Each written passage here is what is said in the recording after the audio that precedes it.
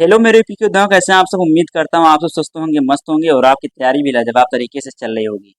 Student, आज की इस वीडियो में हम जो है रिवीजन करने वाले हैं जो है संघीय कार्यपालिका का। तो चलिए देखते हैं संघीय कार्यपालिका क्या है और इसका काम क्या है। आइए देखते हैं। विधान के भाग वी के अध्याय 1 में अनुच्छेद 52 से 48 तक संघीय कार्यपालिका का उल्लेख। सरकार का स्वरूप।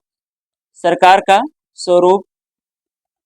भारतीय संविधान ने भारत में संसदीय सरकार की स्थापना की है। संसाधनात्मक सरकार सर्वप्रथम ग्रेट ब्रिटेन में शुरू हुई। इस शासन व्यवस्था में विधायिका का कार्यपालिका पर नियंत्रण होता है। इस शासन व्यवस्था में विधायिका का कार्यपालिका पर नियंत्रण होता है, जिसमें सरकार संसद के प्रति उत्तरदायी होती है।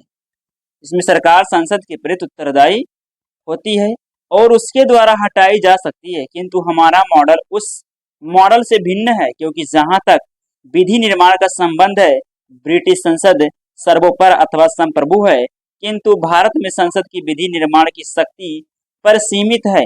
वह भारत में संसद के किसी अधिनियम के संशोधन की असंवैधानिकता से संबंधित मामले उच्चतम न्यायालय द्वारा संविधान पीठ को भेजे जाते हैं।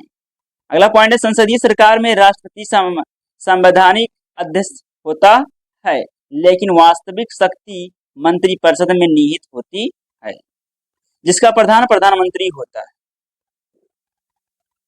अर्थात जो संवैधानिक अध्यक्ष होता है वो राष्ट्रपति होता है, लेकिन जिसकी शक्तियों का निर्वहन करता है वो प्रधानमंत्री होता है। मंत्रिपरिषद लोकसभा के प्रति उत्तरदायी होती है। मंत्रिपरिषद के सदस्य जनता के निर्वाचित प्रतिनिधि होते हैं।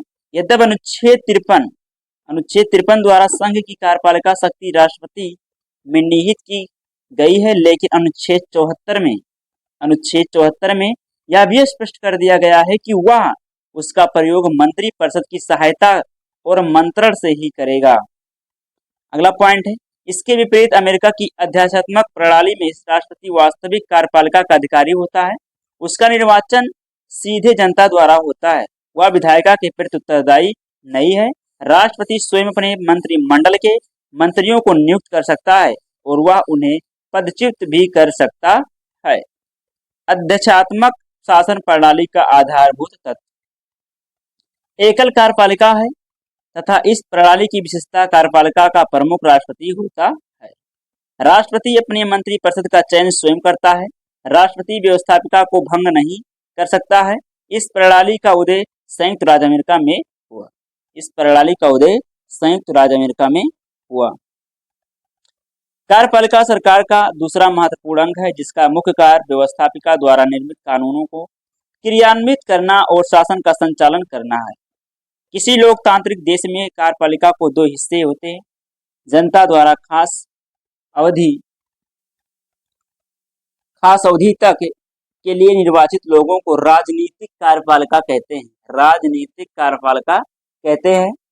ये राजनीतिक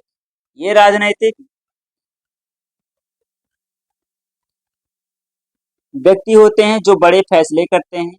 दूसरी ओर जिन्हें लंबे समय के लिए नियुक्त किया जाता है उन्हें अस्थायी कार्यपालिका या प्रशासनिक सेवक कहते हैं।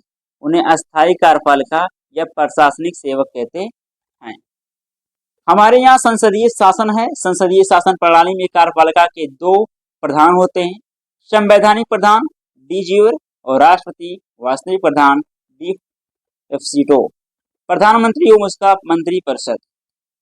संवैधानिक कार्यपालिका के अंतर्गत देश में मुख्य रूप से राष्ट्रपति, उपराष्ट्रपति, महान्यायवादी शामिल होते हैं। यहाँ देखिए कार्यपालिका के प्रकार और सामूहिक नेतृत्व के सिद्धांत पर आधारित प्रणाली और सामूहिक नेतृत्व के सिद्धांत पर आधारित प्रणाली। इसमें संसदीय सरकार के प्रमुख को आमतौर पर प्रधानमंत्री कहते हैं। वह विधायिका में बहुमत वाले दल का नेता होता है। वह विधायिका के प्रति जवाबदेह होता है। देश का प्रमुख इनमें से कोई भी हो सकता है। राजा संवैधानिक राजतंत्र, राजा राष्ट्रपति संवैधानिक राजतंत्र, संसदीय गणतंत्र, औपचारिक शासन प्रमुख।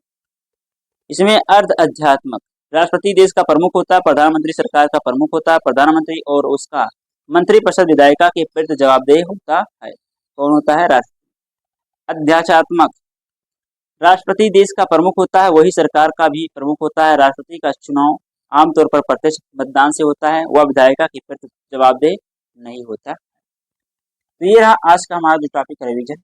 आई होप आपको वीडियो पसंद आया होगा। प्लीज लाइक से सब्सक्राइब करना, सपोर्ट जरूर करें। तो आज से इतना ही, मिलते हैं नेक्स्ट वीडियो में, तब तक के लिए पढ़ते रहिए, मस्त रहिए। जय हिंद, जय भारत।